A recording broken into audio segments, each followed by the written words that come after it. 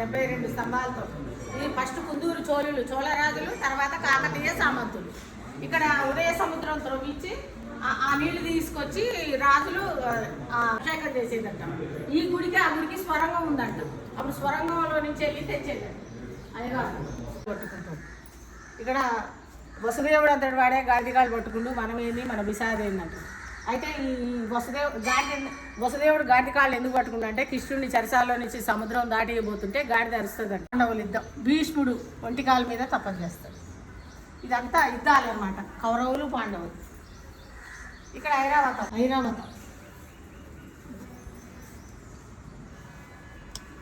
రామాయణం. అమ్మ భుక్షాందేహన్ రావణాసురుడు సీతాదేవి పుష్పక విమానం రాళ్ళవారు బంగారు ఎడమని పడతారు. ఈ వానర్లంతా సముద్రంలో రాళ్ళేసి బిర్జి కడతారు. ఇక్కడ సీతమ్మని తీసుకెళ్తుంటే జటాయి వడ్డు పట్టదు.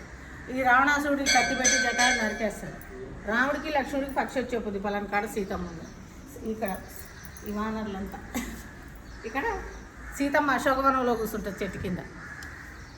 ఇక్కడ సూర్పునక ముక్కు చెవులకు వస్తుంది. రావణాసుడు కైలాస పర్వతం లేబడతాడు. అమ్మవారిని ముట్టుకోకుండా భూమి లేబడతాడు. ఇక్కడ సీతమ్మని తీసుకుంటుంటే జటాయి వడ్డు పట్టదు. రావణాసుడు సీతాదేవిని తీసుకొని వెళ్తుంటాడు. ఈ జటాయి వడ్డు పడితే ఈ జటాయిని కత్తి పెట్టి నరికేస్తాడు. రావణాసుడు కత్తి పెట్టి. ఇక్కడ రాముడికి లక్ష్మణుడికి పక్షి వచ్చి చెప్పుద్ది పలానా కాడ సీతమ్మ ఉందని. ఇక్కడ ఇది తీసుకురా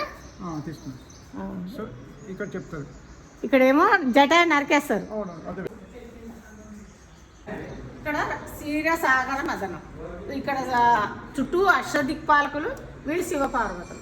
ఇక్కడ అమృతం చిలికిచ్చి విష్ణుమూర్తి తాంబేలై బాణ కింద ఉంటాడు. ఇక్కడ మోహిని అవతారంతో ఇటు రాక్షసులు ఇటు దేవతలు అమృతం తాగుతారు.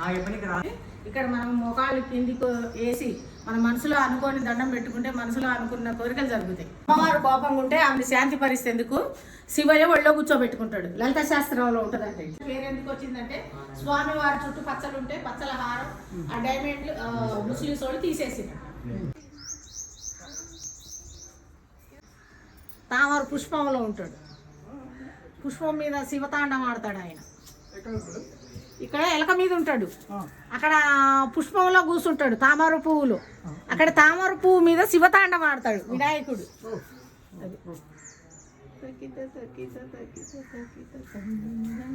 ఇగో ఈయన ఎవరో మరి ఈయన మీద చాలా మంచి మంచి శిల్పాలు ఉన్నాయి.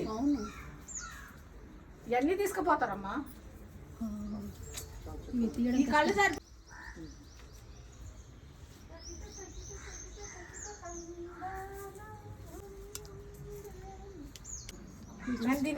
నంది మీద శివపార్వతులు మంచిగా ఉంటాయి.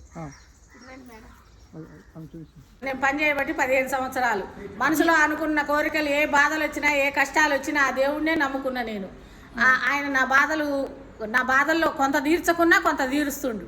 అది ఆయనే నమ్ముకొని గుళ్ళో సెటిల్ అయిన సచ్చిందాక ఆయనకి సేవ చేసుకుంటా. నాకు కావాల్సిందే అది. ఈ చరిత్ర అంతా నీకు ఎట్లా తెలిసింది? పెద్ద సార్లు వచ్చి చెప్తుంటే నేను కూడా వింటా. ఇంకా అట్లా ఈయన ఎవరైనా దూరం నుంచి వస్తారు కదా వాళ్ళకి చెప్తూ ఉంటా. తర్వాత అంటే మనం చదువుకున్నావా? 2వ తరగతి చదివిన. సరే, ఇంటికి ఎప్పుడు గుళ్ళోనే ఉంటాం? గుళ్ళోనే. ఒక బిడ్డ పెళ్లి చేసేసిన, మా ఆయనకి ఇంత వండి పెట్టి ఈ గుళ్ళో సెటిల్ అయ్యి ప్రజలకి చెప్పుకుంటా. చేస్తున్నాం అంతే అమ్మా.